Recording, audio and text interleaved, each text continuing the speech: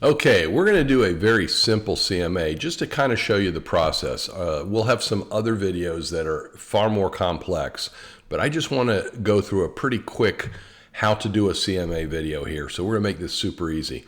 And I'm going to go in here, and right now I'm in my property search. So if you go search residential, this pops up. Now what is in these fields might be different for you than they are for me. So we're going to go through what's in there, and you can change yours to be what's in mine.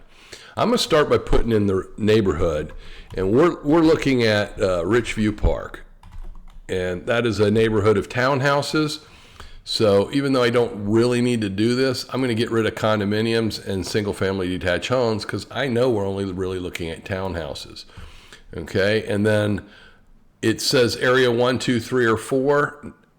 As long as I'm in area 3, which is where Richview Park is, it doesn't matter. All this area stuff goes away. So I can get rid of all of this, and it stays the same number over here. Why? Because I've already isolated the area down to a subdivision, which is far smaller than an area of town.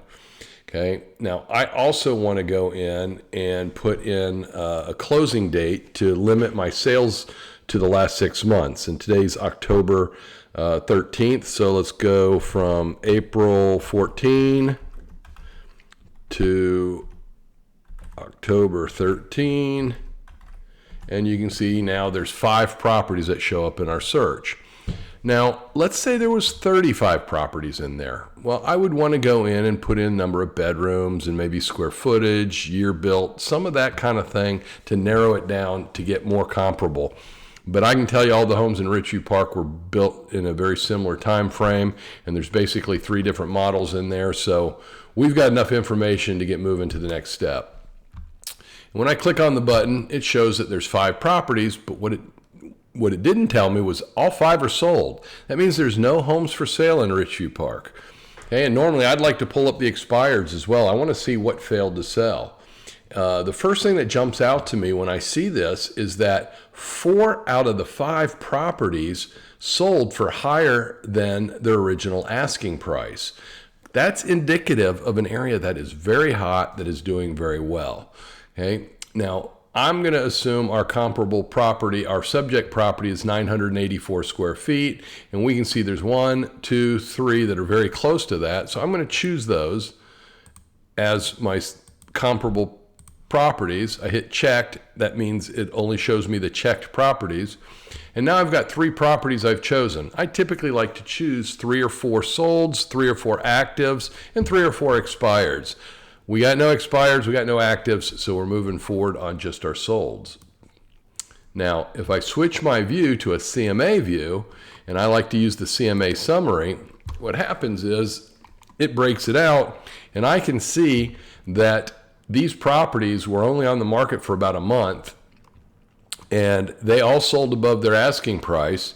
And so I'm feeling like over here we see that there's an average, a minimum, a maximum, and a median price. So the average price sold, this is the sales price here, okay, 198.9. So 199,000 is the average. The low was at 193, the high was at 205, and the median is just under 199.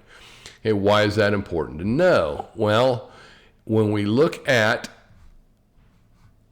the low price sale,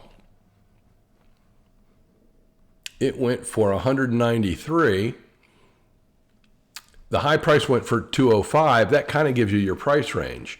Okay, but when we go back to our previous view, okay, what we find is that the low price one was sold by a property management company. Well, property management companies typically get less money for their homes than companies that market homes for sale all the time. These people in property management have a ton of work that they do to manage properties, so they don't have the time to do the work that we do marketing a home for sale. So I would almost discount that cheap price one and say, yeah, we're looking at 198 to 205. So assuming that these comps were fairly recent, and we got one that closed in July and one that closed in May, so that means they're not recent to October.